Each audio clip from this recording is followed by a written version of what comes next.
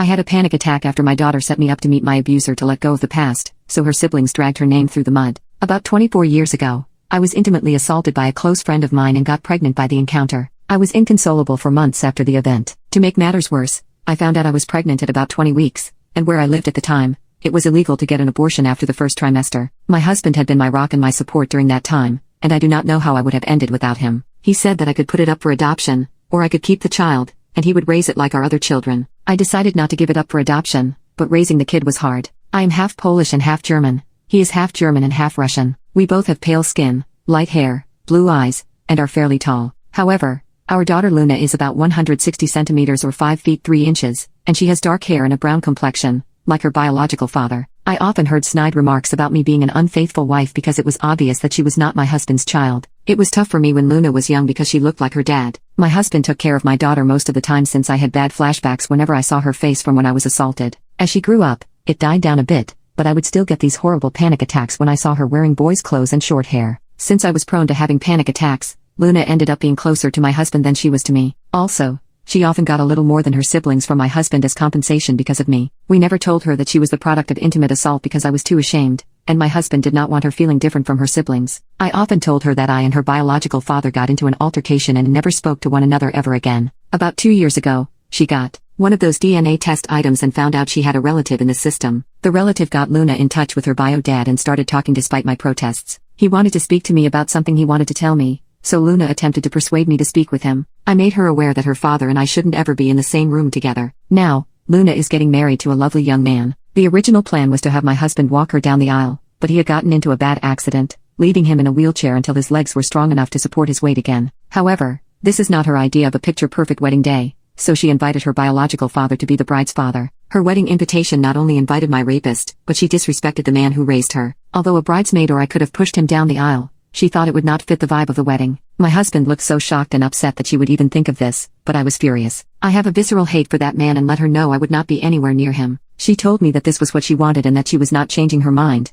so I told her I would not attend if he were there. She got upset and told me that I shouldn't hang on to the past, but I told her that she doesn't know what happened between me and her biological father, so she shouldn't stick her nose where it doesn't belong. Though I feel terrible about what I said and how I said it, and I can't be blamed for her being born or not knowing what happened since I never told her, I still feel as though my wishes should be respected if I say I don't want to be in the same room as someone. Second post, I decided to stop running away and tell her everything. I called her to come over, and she did. I first apologized for yelling at her for her suggestion because, in her mind, it was an innocent suggestion. I told her that I wasn't angry at her, but how fast she was willing to replace her father because he was in a wheelchair, and that anger was compounded because she brought up her genetic father. I apologized again for acting childish and not like an adult. She asked me why I was so against her genetic father being in the same vicinity as I am, and I just told her everything from our initial friendship to her forced conception. She didn't believe me, but I could get a copy of the court case records and offer them to her if she needed a look. She looked stunned as if she wanted to believe me but couldn't. I apologized for keeping all this from her because I didn't know how to bring it up. She told me she didn't believe me and would confirm with her genetic father,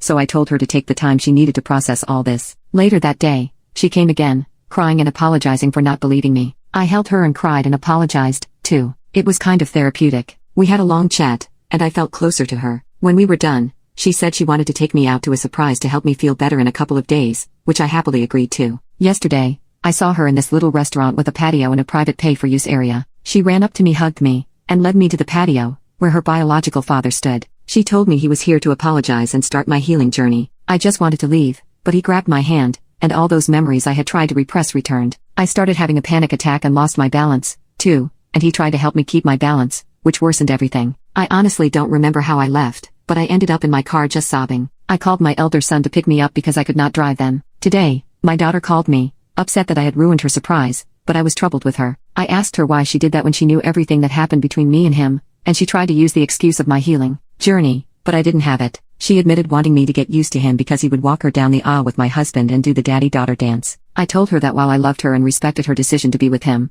I was unwilling to be anywhere he was. She started complaining about how she wanted all her family to be there, and I'm still not forgiving, but I hung up the phone. My husband knows everything and stands by me for not attending her wedding, but I don't want this. If my other children were to know, they would stand by me and tell the rest of their extended family, leading to my daughter being disowned by the family. Third post, my eldest boy is the only one with a slight idea of what happened, but the other two were unaware. I was quite scared and anxious to tell them what happened, especially because my mother and other family members initially reacted negatively. I invited them around 2 weeks ago for a family dinner and told them everything that happened with the conception of my youngest and what happened recently. They were silent and stared at me, so I became nervous until my daughter started crying. It was so upsetting for her, and my 2 sons were pissed off at my youngest and her father. They asked why I didn't tell them earlier, and I told them I was just scared of how they could have reacted. I didn't hear anything from them until last Wednesday. I was on Facebook when I saw my elder daughter's post calling out my younger daughter for not only ignoring the man who raised her but siding with her mothers are pissed and re-traumatizing her. My boys also made similar posts, dragging her name through the mud. I had so many direct messages but didn't want anything to do with them,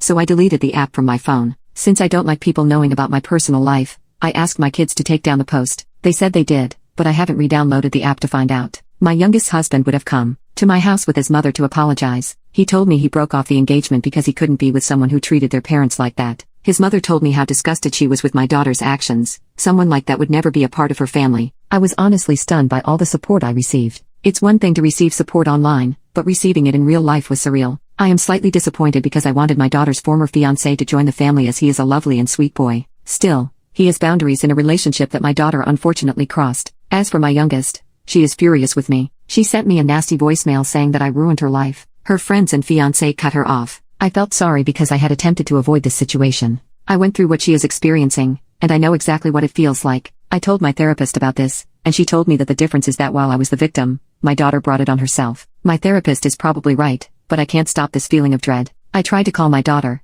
but I hung up once I heard her father on the line. He took it upon himself to let me know that my daughter was depressed because of my actions. I feel terrible for treating my daughter like this. My husband says I should focus on myself, and I'm trying to, but I just can't stop worrying. I don't think that my daughter is safe when she's with her biological father.